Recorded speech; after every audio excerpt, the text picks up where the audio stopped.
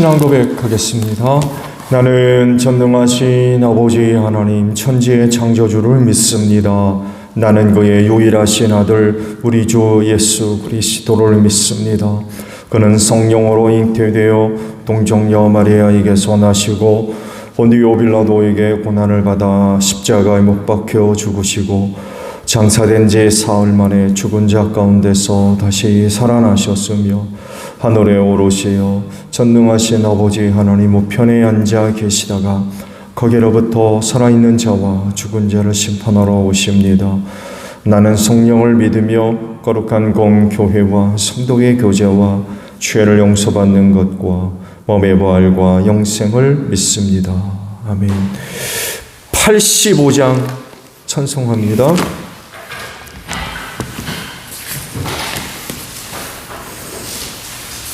찬송가 85장 부르시고 말씀을 봅니다.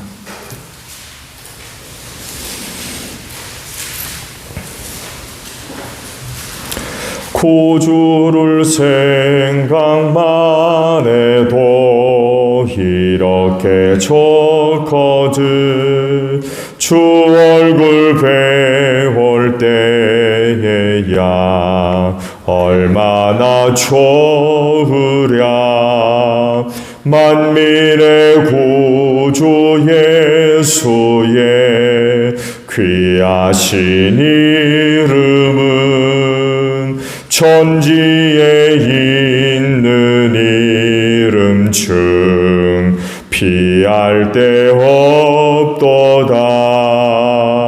참 회개하는 자에게 소망이 되시고 구하고 찾는 자에게 기쁨이 되신다.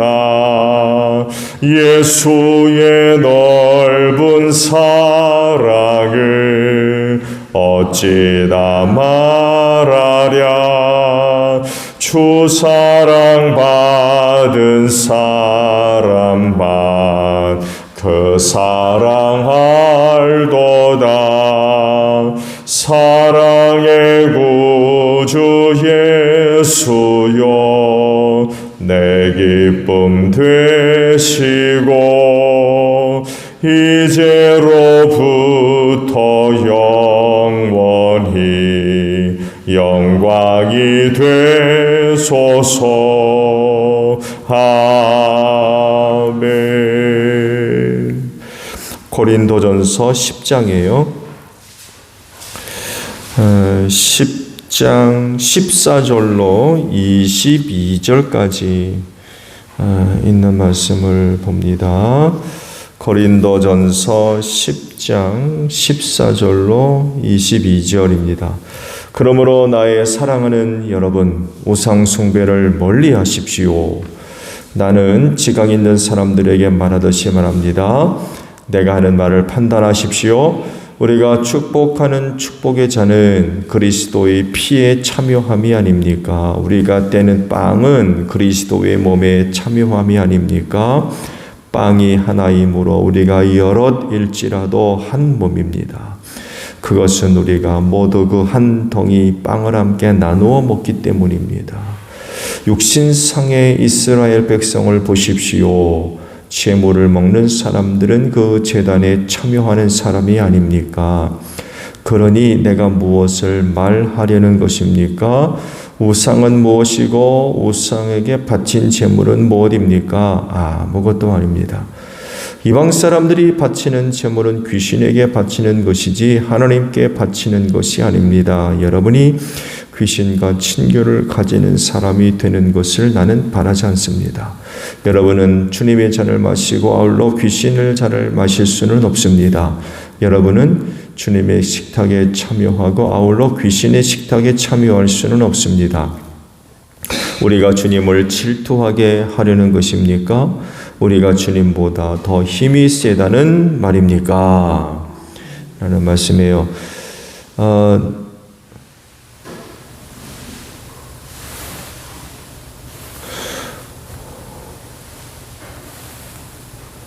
이런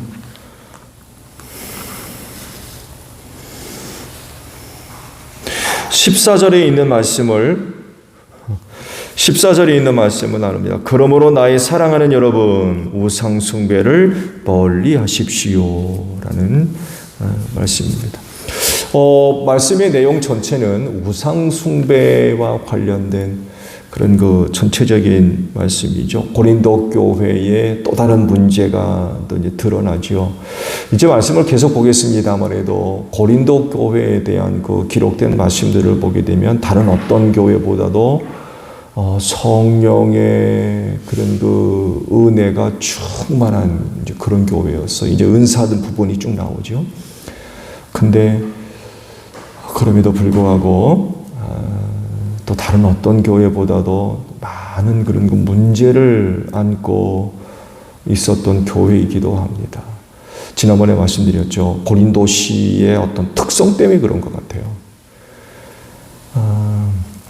아주 부패하고 타락한 그런 도시였던 것 같아요.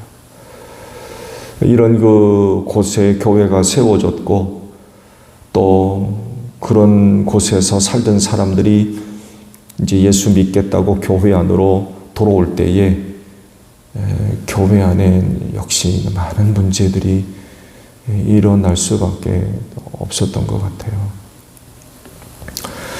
그 중에 하나가 이제 우상 섬기는 그런 문제가 발생했던 것 같아요. 어떤 성도들이 주의 만찬을 먹고 마시고는 바깥에 나가서 우상제단에 참여하는 그런 사람들이 있었던 것 같아요. 그러니까 하나님도 믿고 우상도 섬기고 귀신도 섬기고 그러는 거예요. 양다리 걸친다는 얘기죠. 양다리 걸친다. 신앙생활도 양다리 걸치는 사람들이 고린도 교회 안에 있었던 것 같아요. 교회 와서는 하나님을 믿는다 하면서 예배드리고 교회 바깥으로 나가면 누구 어떤 귀신 어떤 우상을 섬긴지 모르겠습니다만 해도 거기 가가지고 또 거기다가 절하고 거기에 참여해서 음식도 먹고 그런 사람들이 거기에 있었던 것 같아요. 이런 신앙생활은 있을 수 없죠. 그렇죠? 있을 수 없습니다. 다른 종교에서는 이런 부분들에 대해서 어떻게 반응을 하고 어떻게 가르치고 있는지는 모르겠습니다만 해도 기독교에서는 절대 금지죠. 하나님도 섬기고 부처도 섬기고 하나님도 섬기고 마리아도 섬기고 하나님도 섬기고 마호메트도 섬기고 하나님도 섬기고 조상도 섬기고 그러라고 교회에서 가르칩니까? 세상에 세워져 있는 기독교는 어딜 가나 이런 거 허락하지 않습니다. 이유는 간단하죠? 그건 명령이에요. 하나님 명령. 나 이외에 다른 신을 섬기지 말아라. 만들지 말고. 그건 하나님의 명령입니다. 절대 금지입니다. 그렇기 때문에 기독교인은 삼위일체 하나님 예외는 어떤 신도 섬기지 않습니다. 만들지도 않고. 그분밖에 없기 때문에 그래요. 근데 우리나라를 살펴보게 되면 우리나라에도 여러 종교들이 많이 있죠. 대표적으로 기독교 이외에 유교, 불교, 또 가톨릭, 요즘은 또 이방 종교, 이슬람도 들어와서 어느 지역에는 건물 짓는데 주민들이 또 반대를 해서 또 난리가 나고 그런 일도 있는 것으로 알고 있습니다만 해도 대표적으로 여러 종교에서 생활하고 있는 사람들의 모습들을 이렇게 보게 되면 믹서가 되어 있는 것 같아요. 믹서. 혼합되어 있단 말이죠. 유교라고 하면서 절에 가고요. 여러분 유교와 불교가 다르잖아요. 근데 거기에서 신앙생활하는 사람들의 생활을 이렇게 들여보면은 불교라고 하면서 조상 섬기고요. 제사 드리면서 절에 가고, 카톨릭이라고 하면서 제사하고, 불교에 가고, 심지어는 카톨릭에서는 중들 데려다가 법회를 열고 신부가 또 절에 가가지고 설교하고 그런 모습도 있어요.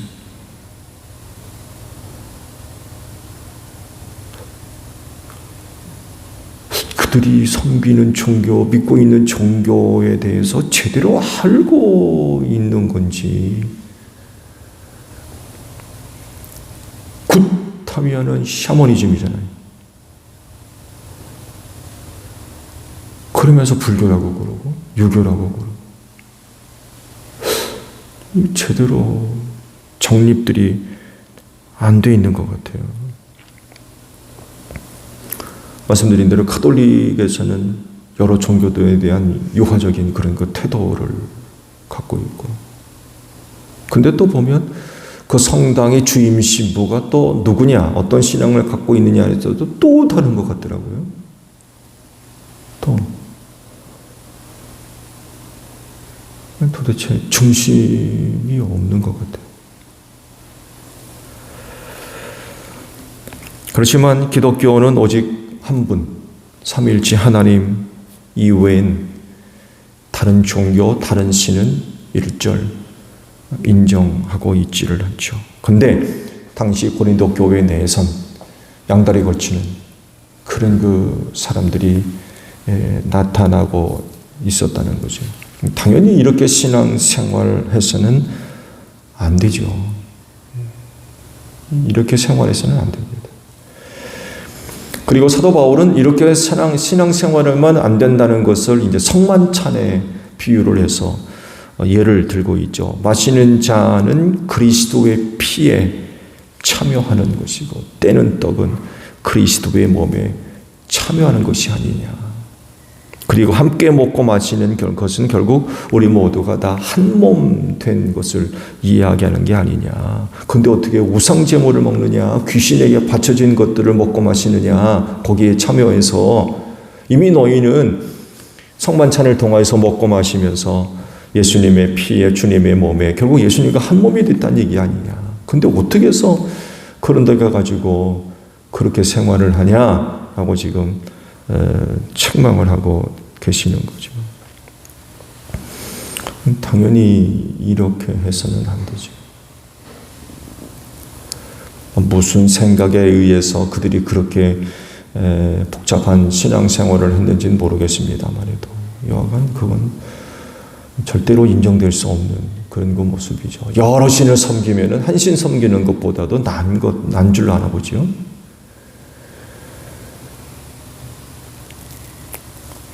그렇지 않죠. 말씀을 드린 대로 그리스도인은 삼위일체 하나님 한 분 하나님만 섬기는 사람들입니다. 그분만이 참 신이고 유일하시며 또한 구원자이심을 믿습니다. 또 영으로서 믿는 자 안에 내주하시는 그런 분을 믿죠. 다른 신은 없습니다. 그래서 하나님만 섬기는 사람들이 그리스도인입니다. 근데 교회 시대에 들어서면서 복잡한 그런 그 신앙 양상이 나타나기 시작하죠. 이단들입니다. 이단들. 헬레니즘 영향을 받아가지고 인본주의적인 그런 그 사상의 영향을 받아서 신적인 어떤 그런 영역들 말씀을 언젠가 드렸습니다만 해도 사도시대엔 사도들이 대부분 살아있었을 때에는 뭐 의심할 여지가 없었죠. 왜 저들의 직접 눈으로 목격하고 들은 바 되고 만진 바 되고 그런 그 사실이었기 때문에 뭐 의심할 여지가 없었는데 시간이 흐르면서 그때의 시대 사람들이 하나씩 이제 저 세상 사람들이 되다 보니까 이제 문제가 되기 시작하는 거예요. 예수 맞아? 아니, 예수가 무리를 걸었다는데 그거 맞는 거예요? 사람이 어떻게 무리를 걷습니까? 죽은 자를 어떻게 살리고? 오병이요? 그럼 가능할 수가 없는 거죠. 그 누군가 그러죠. 그때 많은 사람들이 도시락을 싸갖고 와가지고 어린애가 도시락 바치니까 그만 미안한 감도 있고 해가지고 식사 시간이 돼서 다 꺼내서 그렇게 많은 사람 먹을 수 있었다. 이런 식으로 해석하고 그나마도 안 되면 다 성경에서 빼버리고 이런 일들이 일어나기 시작합니다. 그러면서 이제 거짓 그리스도, 이단들이죠. 이런 사람들이 나타나서 많은 사람들을 이제 유혹을 하기 시작했고 여기에 많은 사람들이 유혹에 넘어가서 거짓 그리스도를 믿고 따라다니는 그게 오늘도 계속해서 지속되고 있죠. 또 다른 우상 숭배 중에 하나. 말세적 그런 그 현상 중에 하나죠. 거짓 그리스도가 나타나서 많은 사람들을 유혹하고 많은 사람들이 또 거짓 그리스도를 따라갈 거라고 말씀을 하셨죠. 또 다르게 만들어진 우상.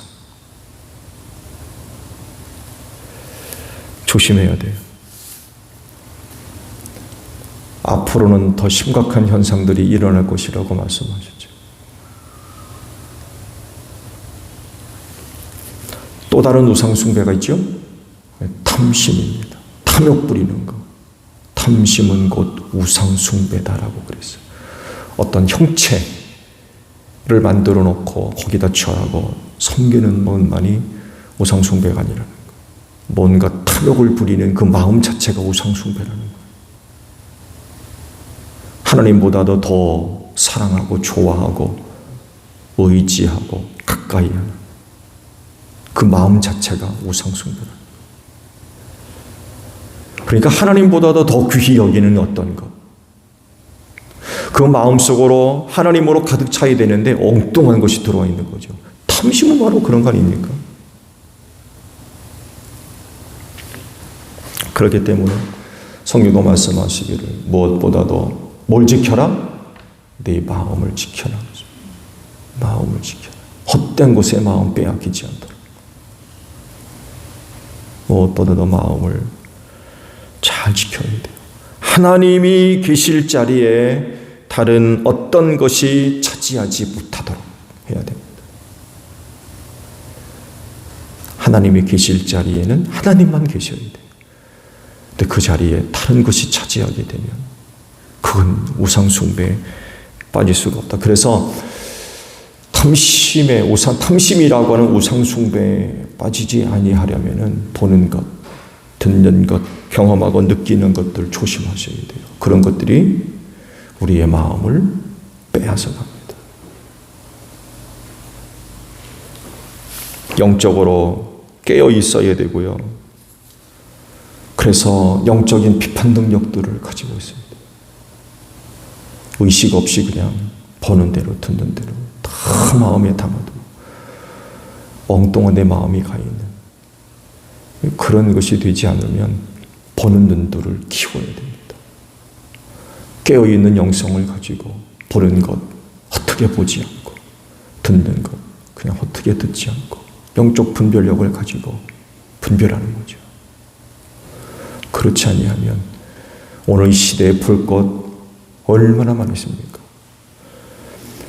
정말 놀라우리만 우리 상상 이상입니다. 상상 이상. 정신 차리지 못하면 우리의 마음에 엉뚱한 것이 들어온다는 거죠. 정말 정신 차리셔야 돼요. 다른 하나는요, 자기 배입니다. 자기 육신. 자기 배가 신이라고 그랬어요. 육신을 얼마나 위하는지 몰라요. 하나님 섬기듯 자기 배를 섬깁니다. 새로운 우상이죠. 또 다른 우상숭배. 물질적 황금만능주의 세대 안에서 인간의 육체 신입니다. 신. 하나님이 있어야 할 자리에 하나님이 계시지 않으면 인간 육체 자신이 신입니다. 얼마나 비하는지 몰라요. 하나님의 영광을 위해 살아가야 된다고 그러잖아요. 먹든지 마시든지 뭐라든지 하나님의 영광을 위해 하라고 말씀하셨는데 그 자리에 하나님이 계시지 않으면 육신의 만족, 기쁨, 즐거움이 1순위에 올라가게 돼 있어요. 1순위.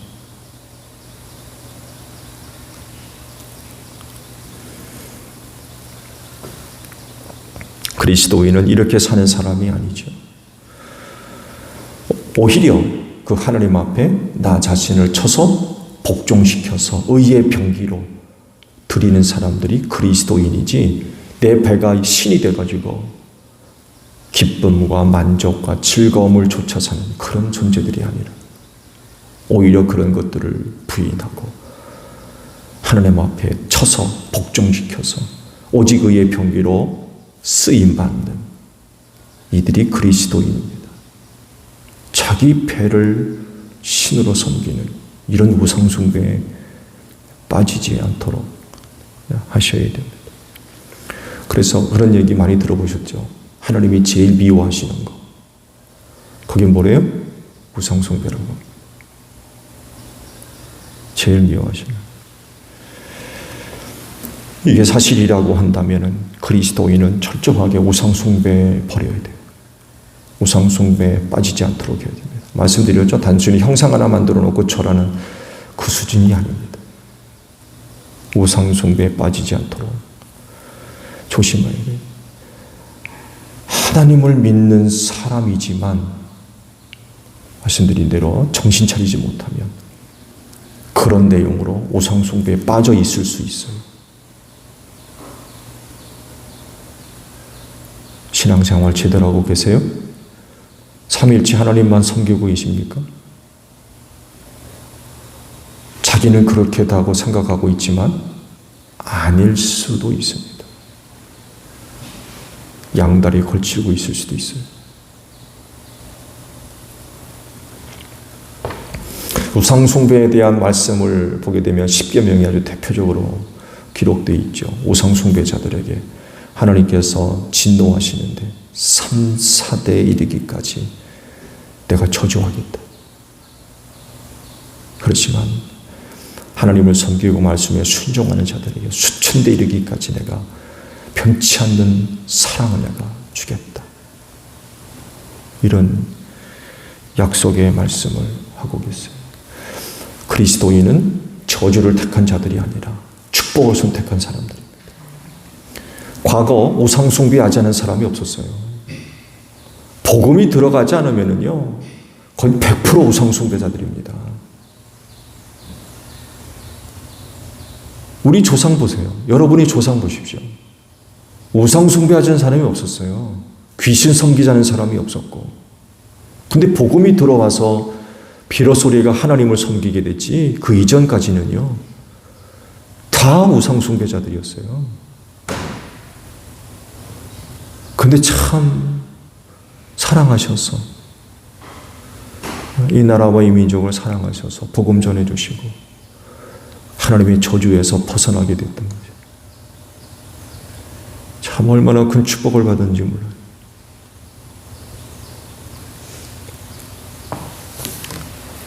이렇게 오늘 우리는 하나님의 축복을 선택한 사람들입니다.